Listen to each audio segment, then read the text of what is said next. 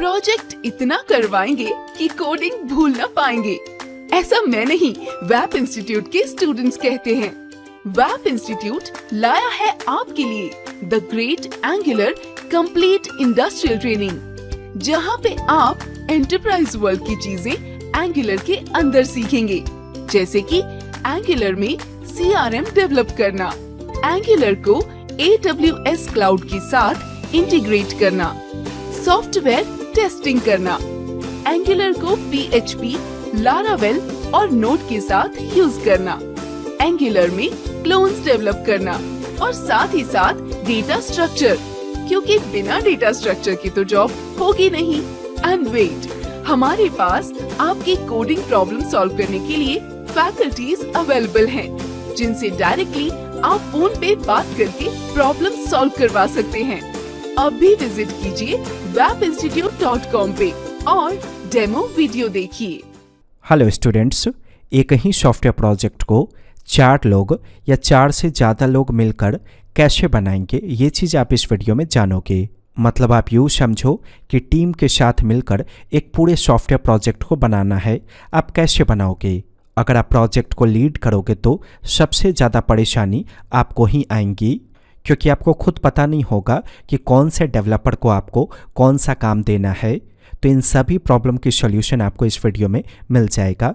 वैसे इससे पिछला वीडियो ये डाला गया था Crypto.js इन जावास्क्रिप्ट, कुकी में, सेशन में, लोकल स्टोरेज में जब आप डेटा स्टोर करते हो तो उसे इनक्रिप्टेड फॉर्म में आप कैसे स्टोर करोगे ताकि वो सिक्योर रहे, इसकी जानकारी मैंने आपको इस वीडियो में दिया था Crypto.js इन जावास्क्रिप्ट वाले वीडियो में। ये वीडियो आपको इस प्लेलिस्ट में मिल जाएगा, स्पेशल वीडियोज फॉर डेवलपर्स।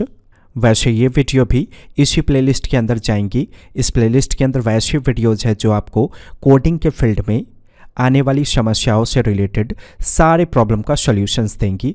ज़रूर चेकआउट कीजिए इस प्लेलिस्ट के हर एक वीडियो को। इस वीडियो को समझने के लिए मैं वैप इंस्टीट्यूट की ऑफिशियल वेबसाइट की सहायता लेता हूँ। सपोज़ कीजिए ये वेबसाइट को आपको टीम में डेवलप करना है। एक वेबसाइट के अंदर मल्टीपल पेजेज होते हैं, तो वेबसाइट के डिज़ाइंस को जब आप किसी सॉफ्टवेयर में रेडी करते हो तो उसे कहा जाता है प्रोटोटाइपिंग करना। तो जो भी वेब एप्लीकेशन सॉफ्टवेयर प्रोजेक्ट आप बनाना चाहते हो, सबसे पहले Adobe XD या फिग्मा, इन दोनों सॉफ्टवेयर में से किसी भी एक सॉफ्टवेयर में अपने वेबसाइट के लुक्स को आप तैयार करोगे। जितना भी पेजेज होगा, जैसे होम का जो लुक होगा आप सॉफ्टवेयर में रेडी कर लो, कोर्सेज का जो लुक होगा सॉफ्टवेयर में रेडी कर लो, फिर यहाँ सॉफ्टवेयर इंजीनियरिंग है इसका जो लुक होगा उसको आप रेडी कर लो। जब वेबसाइट का कंप्लीट डिज़ाइन रेडी हो जाएगा तब डिसीजन लेंगे कि अब आपको कोडिंग पार्ट हैंडल करने के लिए किस तरह से वर्क को डिवाइड करना है अलग अलग डेवलपर्स में। ये डिपेंड करता है कि आपके टीम में जो भी मेंबर्स काम करेंगे उनको कौन कौन सी टेक्नोलॉजी आती है। सपोज़ कीजिए कि जितने भी मेंबर आपके टीम में काम करेंगे वो सभी फुल स्टैक डेवलपर है। फुल स्टैक डेवलपर का मतलब उनको फ्रंट एंड का भी कोड करने आता है और बैक एंड का भी कोड करने आता है। तो अगर सारे फुल स्टैक डेवलपर है तब तो टीम में काम डिवाइड करना बहुत ईजी हो जाएगा। आप पेज के अकॉर्डिंग काम को डिवाइड कर दो, जैसे होम पेज का पूरा काम किसी एक डेवलपर को दे दीजिए, कोर्सेज वाले पेज का पूरा काम किसी एक डेवलपर को दे दीजिए, यहाँ सॉफ्टवेयर इंजीनियरिंग का पेज है तो इसका पूरा काम किसी एक डेवलपर को दे दीजिए। लेकिन ऐसा तब किया जाता है जब आपके पास जितने भी डेवलपर्स होंगे सभी फुल स्टैक होंगे। ओके, एक और चीज़ ध्यान रखिएगा, टीम में काम करवाते वक्त जितने भी डेवलपर्स होंगे सबका कोडिंग पैटर्न सिमिलर होना चाहिए। अगर सभी का कोडिंग पैटर्न सिमिलर होगा तो फ्यूचर में कोई भी डेवलपर दूसरे डेवलपर के द्वारा बनाए गए वेब पेज पे इजीली काम कर पाएगा। बेसिक एक छोटा सा एग्जांपल समझिए। इमेजिन कि एक सॉफ्टवेयर डेवलपर ने फंक्शन ऐसे बनाया, दूसरे सॉफ्टवेयर डेवलपर ने फंक्शन इस तरह से बनाया। ओके, तो बस मैं आपको फंक्शन के रेस्पेक्ट में एक एग्जांपल दे रहा हूँ।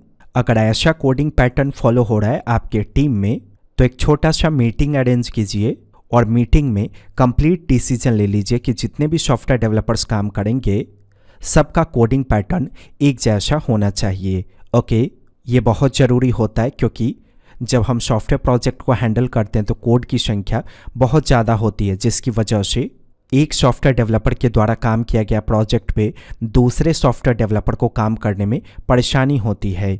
लेकिन अगर सबका कोडिंग पैटर्न एक जैसा होगा टीम में काम किए गए सॉफ्टवेयर पे, तो कोई भी किसी भी पेज को एडिट करके ईजिली उसमें फंक्शनैलिटी को ऐड कर पाएगा। तो इन चीज़ों का ध्यान रखिएगा टीम में काम को डिवाइड करते वक्त। और हाँ, जिस सॉफ्टवेयर को आप टीम में बना रहे हो उस सॉफ्टवेयर को गिट की सहायता से ज़रूर हैंडल कीजिएगा। नहीं तो आप सोचो किसी पेज का काम दूसरे डेवलपर ने किया, किसी पेज का काम दूसरे डेवलपर ने, तो क्या आप पेन ड्राइव में कोड कॉपी पेस्ट करके एक जगह असेंबल करोगे? नहीं, वैसे कोड का स्ट्रक्चर वेल मेंटेन्ड नहीं हो पाएगा और फ्यूचर में आप उसे स्केल नहीं कर पाओगे। कोई बग आएगा तो फिक्स करने में भी परेशानी आएंगी। इसीलिए टीम में अगर आप काम कर रहे हो तो गिट के साथ ही प्रोजेक्ट को हैंडल कीजिएगा। कैसे टीम में प्रोजेक्ट हैंडल करना है वो मैंने ऑलरेडी सिखाया है। गिट के प्लेलिस्ट को ब्राउज़ कीजिए और लगभग इसमें 12 चैप्टर्स है। ये 12 चैप्टर्स काफ़ी है एक सॉफ्टवेयर प्रोजेक्ट को टीम में कैसे हैंडल करना है उसे सीखने के लिए।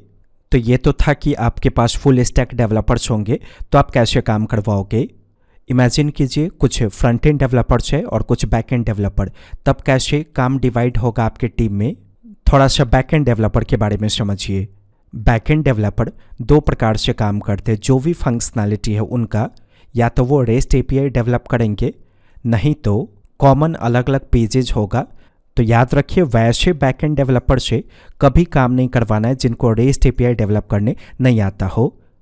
जो भी सॉफ्टवेयर प्रोजेक्ट आप बनाना चाहते हो, अगर उसमें बैक एंड डेवलपर का काम है तो उनका सारा काम रेस्ट एपीआई डेवलपमेंट के थ्रू ही होना चाहिए। अगर ऐसा होगा तो फ्यूचर में अगर वो बैकएंड डेवलपर आपके यहाँ से काम छोड़कर चले भी जाते हैं, बैकएंड के अंदर यानी कि PHP, .NET, जावा, इनके अंदर रेस्ट एपीआई एक ऐसा अप्रोच है जिनके कोड को बहुत सारे फ्रंट एंड डेवलपर भी समझ सकते हैं। अगर front end developer react angular का है तो ईजिली समझ जाएगा कि कैसे उस एपीआई के रेस्पेक्ट में उनको काम करना है। या कोई दूसरा बैकएंड डेवलपर है तो ईजिली वो रेस्ट एपीआई डेवलपमेंट के रेस्ट एपीआई के कोड स्ट्रक्चर को समझ सकता है। तो ऐसा इमेजिन कीजिए कि फ्रंट एंड डेवलपर भी आपके पास है और बैक एंड डेवलपर भी। तो सबसे पहले बैक एंड डेवलपर्स को प्रोटोटाइपिंग दिखाएंगे, जो भी डिज़ाइंस होगा उनको फंक्शनैलिटी समझाएंगे और सबसे पहले बैक एंड डेवलपर से एपीआईज बनवाएंगे। जब वो एपीआईज बनवा लेंगे तो उनके एपीआई का एक प्रॉपर डॉक्यूमेंटेशन होगा। वो डॉक्यूमेंटेशन आप फ्रंट एंड डेवलपर को दोगे, फिर फ्रंट एंड डेवलपर अपना काम करेगा। अब 2 फ्रंट एंड डेवलपर है आपके पास, तो अगर वेबसाइट में 5 पेजेज है तो 3 पेज का काम आप किसी एक फ्रंट एंड डेवलपर को दे दो, 2 पेज का काम दूसरे फ्रंट एंड डेवलपर को आप दे दो। सॉफ्टवेयर डेवलपमेंट में एक और केस हो सकता है। मान लीजिए आप अकेला हो और आप फुल स्टैक डेवलपर हो, आपको सारा काम करने आता है, तो पहले आप क्या काम करोगे? बैकएंड का काम करोगे, फ्रंट एंड का काम करोगे, क्या करोगे? पहले आप बैकएंड टेक्नोलॉजी की सहायता से हर काम के लिए अलग अलग एपीआईज बनाओगे।